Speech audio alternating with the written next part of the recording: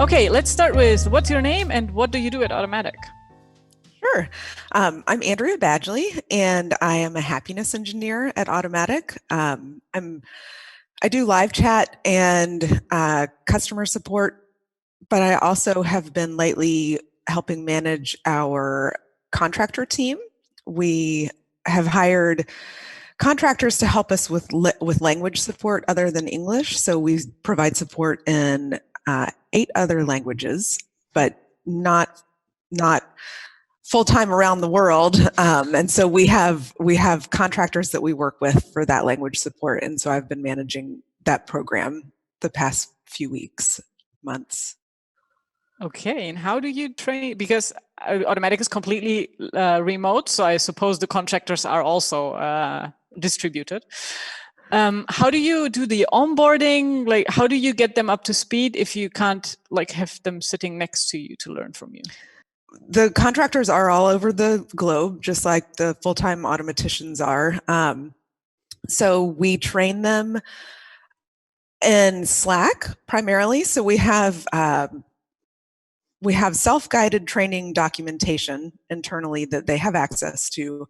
So on their first day when they start, they will go through the training materials that we've prepared, and we pair them with a buddy who is a full-time happiness engineer who is there to answer questions as they go through the self-guided training materials. And so the first week, they'll go through all of those materials. They'll do a lot of reading. They'll try out the different tools that they have access to, and they'll ask in Slack when they have questions. And then the second week of their training, they are still paired with that same buddy, and they'll do paired ticketing in Slack where their buddy and themselves will arrange a time that they'll be on Slack at the same time. The buddy will pull tickets from our email system and share a link in Slack, and they'll look at the ticket together, and the buddy will ask, how would you answer this? And so then they'll talk through the answer, talk through Slack, through text, not on video or anything.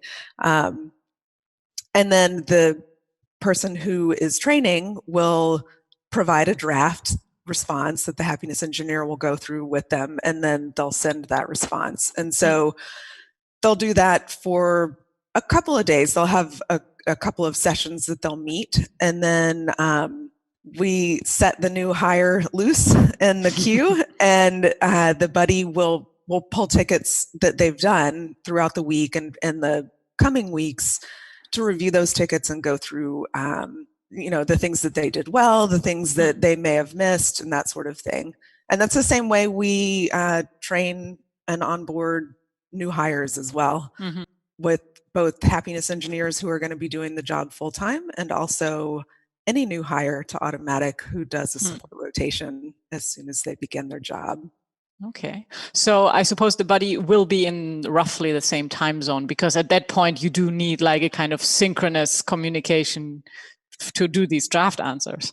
Exactly. Yes. So we have a buddy coordinator who will look at the time zones of who the hire is and when they'll be working, and then who we have in support who can be there around those same hours. And who probably speaks the language, because if this is the foreign language support, I mean, you need to need somebody who can understand the answer that's about to be sent out. That is correct. That's a key component, because the tickets are coming in that language. In that language, yeah. And I suppose it's also one of because it's one thing to find somebody out of, 300, 500 happiness engineers that speaks English is very easy, but to find somebody who speaks Spanish is probably easy. Italian is not that easy. In Dutch, then it gets kind of complicated. Smaller the language. That's so right. how do you give that feedback once this initial phase where really every single ticket is reviewed? How do you maintain the feedback loop? So the lead for the language group for those contractors during the first 4 weeks reviews tickets, and we use Klaus. Prior to moving all of the contractors to Klaus, people did it in a variety of ways, and some people still do in a variety of ways across Automattic. Some teams use Klaus, some use Google Forms, some just use a doc, a shared Google Doc where they'll pull a ticket and give some feedback. But so in the first 4 weeks of a new contractor being on board, the buddy will use Klaus to review 5 or 10 tickets per week. And we've set up a whole rubric that we actually, our whole support team for all of our product lines, which is more than 300 full-time happiness engineers, have created a rubric for quality, the things to look for in each ticket.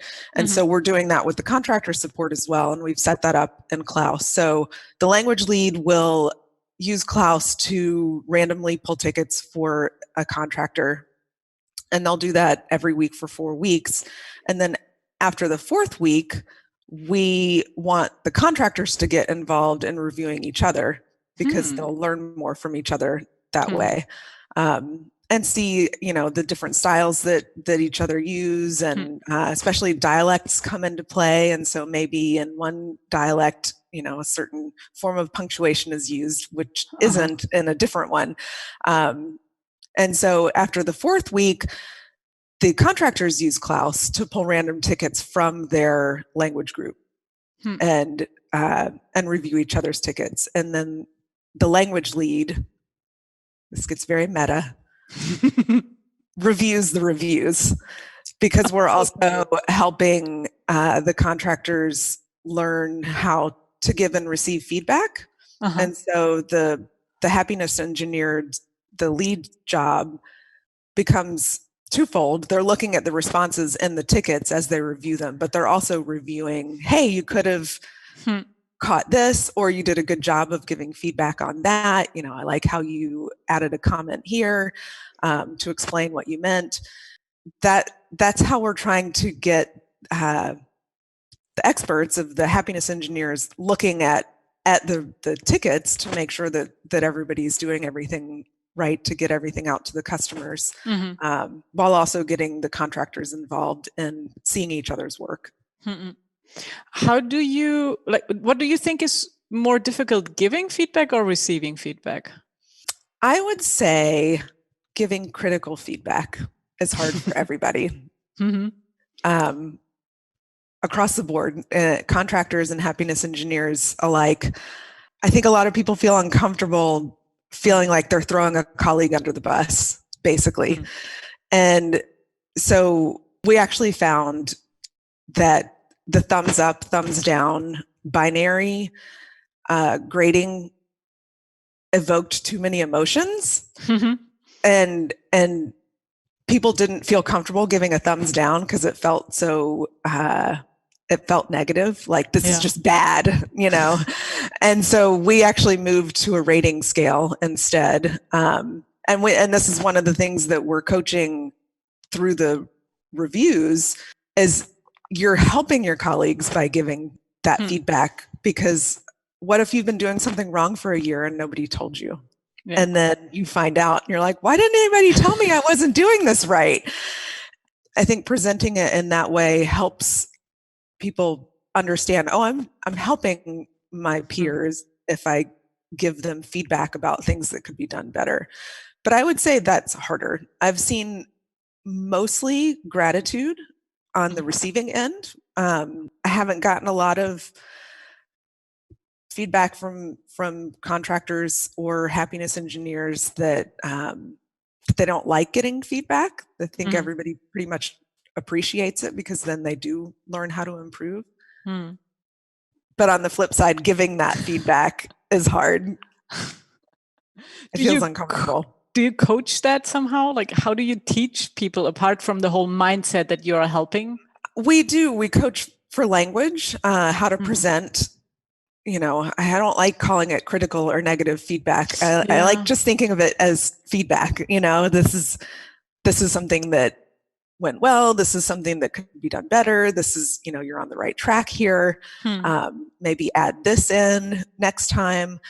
So that's one of the things that we do try to coach on, is words to use to help present what might be felt as negative feedback or criticism, to present it as a positive in the future.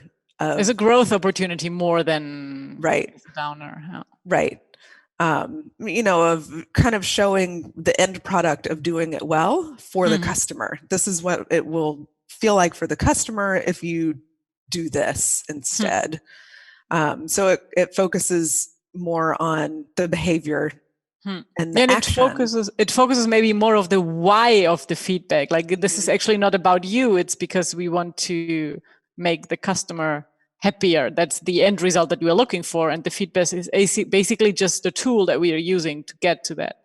And I guess tone is especially interesting there because you're not talking to the other person. So like body language is completely out of the picture. You can just like be kind with your words. Yeah, it is. It is pretty fascinating to think about it all over text. And part of giving feedback to each other is we can use emojis, and we can use GIFs, and we can use when we don't have that body language, and anything to add what would normally be seen in facial expressions or body language. I try to use in my communication, and I would say most of the people I interact with do that as well. That's also why the hiring process is completely written as well, right? We don't trial the contractors the same way we would trial full-time happiness engineers, and the hiring process for that, the interview, everything is done through text. And for that exact reason that you just said, that's the way we're going to be working. And that's the way they're going to have to work if they join. And so that's a way to see how comfortable is this for you? Is this a good fit for you? Is it a good fit for us? Because this is how we work, and every part of it is done through text. It's not only about can you write good enough to be like helpful in this company. It's also, are you okay with writing everything down? Because there's not many people who will go on a quick call because they might not even be in the same time zone. Right. So life is not only feedback. How do you do social in such a big team and spread out over so many cultures, countries, time zones, etc.? We're composed of lots of small teams. A small team being anywhere from 8 to 16 people. And so a lot of the socialization, I would say, happens kind of at the team unit level. So each team will have its own internal blog, its own P2. Each team has a team call every week, which will usually be via video. Each team has its own Slack channel, usually private, where they just goof off and, slack off together, using lots of emojis and GIFs, of course. And so a lot of socialization socializing happens at that level. And in Slack, we have a lot of water cooler channels across the company. And on the P2s, we have water cooler channels. And by water cooler, I mean they act as the water cooler where people would hang out normally in an office. There's a gardening channel. There's cats channels. There's always a cat channel. A lot of people find others like them in those different types of channels. We also have monthly town halls for the whole company. And since COVID happened, we have also started doing more company-wide, more social type gatherings. Like there's a Toddler Hour where all the at work, kids are welcome. There's an hour-long Zoom, and kids are in and out, and it's just parents hanging out on video. And it's not just parents; anybody's welcome. Anybody who wants to hang out in a video call with anybody who wants to feel super children. grateful that they don't have children comes to the call.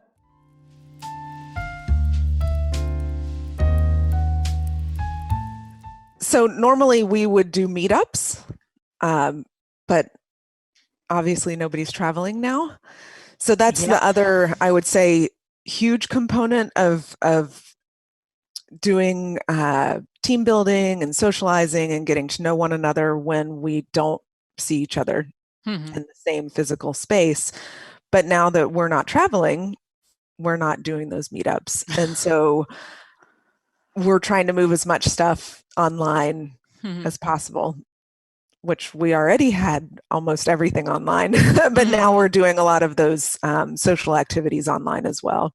I think it's very often underestimated that how much of an impact actually seeing somebody physical, even if it's just every half a year, has on the connection you have. It's like it starts the connection or it reinforces the connection, and then you can go half a year without seeing them. But at some point, you kind of need to share a meal again to like kickstart this again. And that's, I think, the part that's most difficult to actually replicate over video. Yeah. I mean, we do ladies' night at Klaus, but it's not the same as sitting in a bar and having that wine together. So Right. do you know when you're going to are you going to have any meetups in 2020 or are all of those already out of the window? I think it's unlikely that there will be any travel in 2020. Mm-mm. I think there's just too much uncertainty and too many unknowns. Again, being global, some countries may have different approaches to quote unquote opening up. But even in countries whose governments may be willing to open things up, that doesn't mean that individuals necessarily feel safe traveling. And so, yeah, I think it's going to be a while. You would think that a company like Automattic, being fully distributed since day one, would not be super impacted by a pandemic like this, because everybody is remote anyway. So like, what's the big deal? But then again, like suddenly you have toddlers at home, or like you miss all of this social stuff, because I suppose that it's something to look forward for. Like in 2 months, I'm going to see my team in person. And now there's like the uncertainty doesn't really make it easier. And people respond very different to uncertainty. Yeah, I think most people, even though everybody's sad about not being, well, I shouldn't say everybody, most people are sad about not having the opportunity to see each other and travel. Travel is a burden to a lot of people, though. But I, even though most everybody, I think, is sad to not be able to see their colleagues, at the same time, everybody understands and doesn't want to be at risk. But in terms of how the pandemic has affected us, support is exploding. I mean, we do websites, and a lot of businesses are suddenly moving online because they can't have a presence. Yeah, they have to, and so we are there for them, but our support volume has definitely increased significantly, and so we are still working the same, and very fortunately are set up and have always worked this way. So, and we've seen, increases in volume before. But there is that added component of different working conditions, even though I'm still in the same office at home that I've always been in. My husband's home and my kids are home. We're all using the bandwidth, the kids are doing school online. My husband's working from our bedroom. So nobody ever has, I mean, we're fortunate because we have doors that we use. That makes a big difference. It makes a big difference, but I don't have toddlers. I have teenagers, and so a lot of people who are very comfortable and used to working at home suddenly have their work environment has changed drastically, despite them being in the same place. We're still going, and fortunately, our human resources and the whole company understands that these are very different working conditions and is very supportive. One of the things that we are doing as a social gathering, team cohesion type activity is Coursera is offering their Science of Wellbeing course for free. Oh, okay. I don't know if it's always free, but it's free right now. Mm. And so as a company, if you want to take it there, every week we're going to have an hour-long group where we're going to talk about the course. Oh, like a book club, but with a course. That's Yep. that's a great idea. Yeah. So that I think our first meeting will be on Monday. So I started taking the course. It's basically the science of happiness. Yeah. It's really cool because it's something that's productive and positive focused in a time that's very challenging. Mm-mm. Which other tools do you recommend for people who are suddenly stuck at home? Basically, whatever tool is easiest for you to use and provides the least friction is probably the tool you should use. For example, for quality, we tried multiple tools, and part of our assessment was how likely were you to use the tool because it was easy or hard. And for us, like I said, we have the internal blogs, which we're all used to. We have Slack, which we're all used to. For sharing communications that maybe Slack's not the best format for, we want editing or we want revisions, we use Google Docs. Slack is kind of for synchronous or conversation, like write it down. Write it down, exactly. A Google Doc might be something that we use for forming something into what we want to be a finished product. So, if it's something that's important that needs to be really thought through and thought about from a lot of different angles, we might put it in a Google Doc and then have several people review it to get to a finished product and then put it on an internal blog. That would be more for like announcement posts or kind of decisions that need to be made. But there's also we do a lot of internal blogging that's just, it doesn't have to be a fully thought out, fully fledged product to publish it on one of the internal P2s.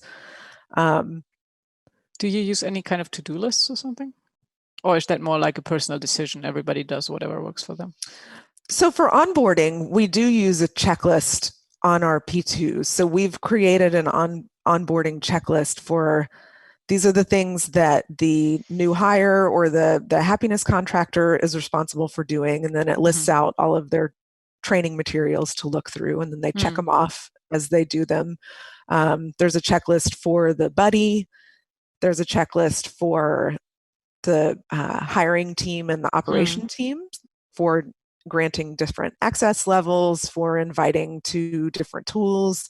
And so for onboarding, all of that will be in a single post welcoming that person to Automattic, and then we'll go through that checklist and check everything off. Like for the contractor support, we have an operations P2 basically that in the menu will link to, here's the directory spreadsheet. Here are the stats that we look at. Here's a template for the onboarding post. Here's what a trainer needs to do when we have a new person training. And so each team or each project or each program will have its own project management type blog, basically, where we'll keep all of the things together for that particular team or that particular project. And so yeah, if you're looking for, what are the contractors doing Tumblr support? Where's all the stuff I need for them? Then you would go to the Tumblr contractor P2 and you'd find all the links that you need. It sounds very well organized, and it also sounds like a lot of information to wade through when you're just starting. Yes, that is definitely a challenge for both full-time automaticians and the contractors, since contractors have limited time that they give, they're not full-time employees. We do try to narrow it down and streamline as much as possible. What is the most important thing that they need to know to do the job? And if not, ask your buddy. Right, exactly. Who might not answer, but probably direct you where you have to look. Right. Okay, thank you very much.